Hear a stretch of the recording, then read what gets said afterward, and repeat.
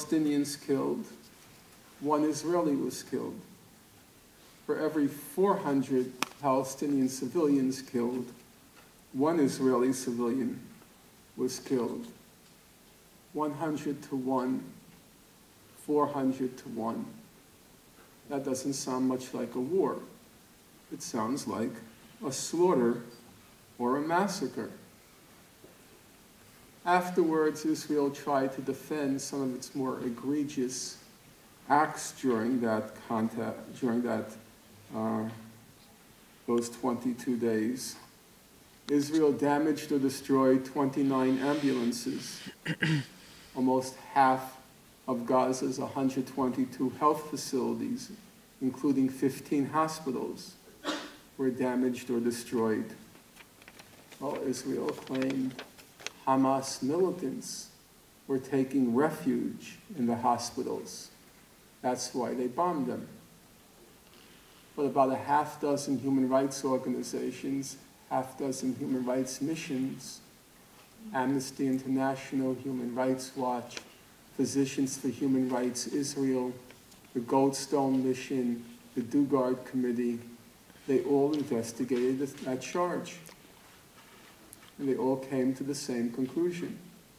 There is no evidence that Hamas militants were taking refuge in the hospitals.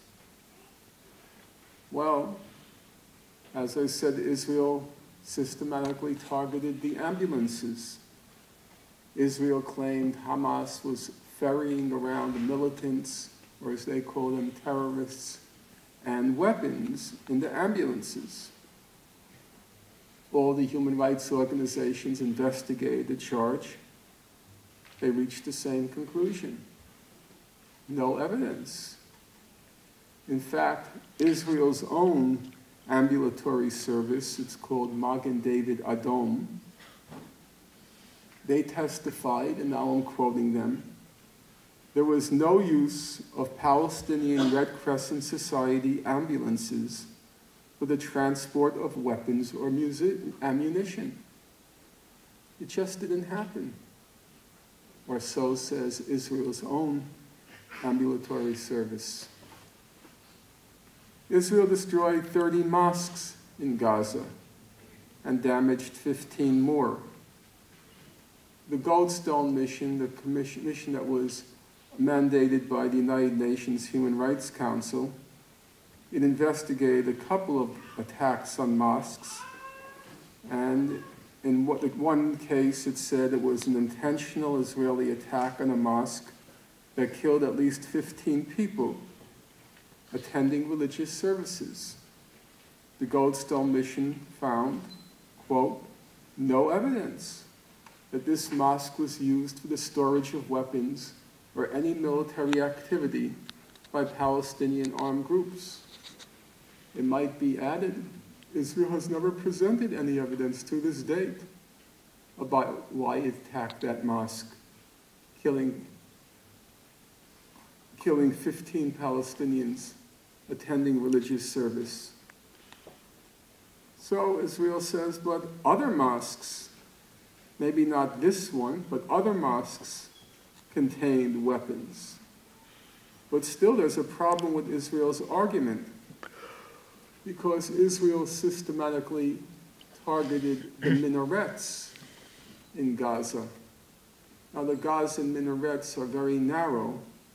They don't contain staircases, so it's impossible that they could have been used by snipers. So why was Israel systematically targeting the minarets in Gaza? The Dugard Committee, that was the committee headed by John Dugard, the distinguished South African jurist, he investigated the question, or his committee did, and this was his conclusion. The mosques, and more particularly the minarets, had been targeted on the grounds that they symbolized Islam. Well, that's a good reason. You can't quarrel with that. But Israel, of course, had one defense, which everybody here knows. It was that those Islamic fundamentalist, lunatic, cowardly, perfidious, evil, whatever, that they were using the Palestinians as human shields. They were hiding behind the Palestinians and in effect forcing Israel to target civilians against Israel's will. How many of you here have heard the claim that Hamas was using Palestinians as human shields? So raise your hand up high. So nearly everyone, you would have to be suffering from a degenerative brain disease not to have heard it, or maybe having consumed an excess of mind-altering drugs. Otherwise, you will have heard it. So the human rights organizations investigate the claim. Let's take the finding of the most respected human rights organization in the world, Amnesty International. They did an exhaustive investigation of this allegation, and here's what they concluded. Contrary to repeated allegations by Israeli officials of the use of human shields, Amnesty International found no evidence that Hamas or other Palestinian fighters directed the movement of civilians to shield military objectives from attacks. Amnesty International found no evidence that Hamas or other armed groups forced residents to stay in or around buildings used by fighters. Amnesty International found no evidence that fighters prevented residents from leaving buildings or areas which had been commandeered by militants. It never happened. And even if it did happen, which it didn't, it still couldn't explain what happened in Gaza. Why couldn't it explain what happened in Gaza? Well, let's hear what Amnesty had to say. Amnesty said, and now I'm quoting it, the attacks that caused the greatest number of fatalities and injuries were in cases where people were not caught in the crossfire of battles between Palestinian militants and Israeli forces. So how did they die? They weren't caught in battles. So how did they die? Well, this is what Amnesty says. Many were killed when their homes were bombed while they slept. Others were going about their daily activities in their homes, sitting in their yards, hanging the laundry on the roof, when they were targeted in airstrikes or tank shelling. Children were studying or playing in their bedrooms or on the roof, or outside their homes when they were struck by missiles or tank shells. Now here's the interesting point, I think. Nearly everybody in this room raised their hands when they asked, had you heard the allegation that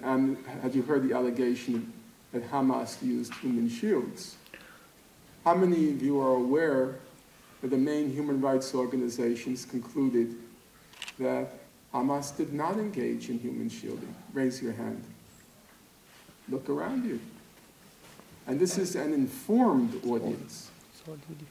It's not a indifferent cross-section, a random cross-section. An informed audience. It's about 5 or 7. Now, it's emphatically not true that there was no human shielding in Gaza. There was a lot. As all the human rights organizations documented, but it was Israel that used Palestinians as human shields.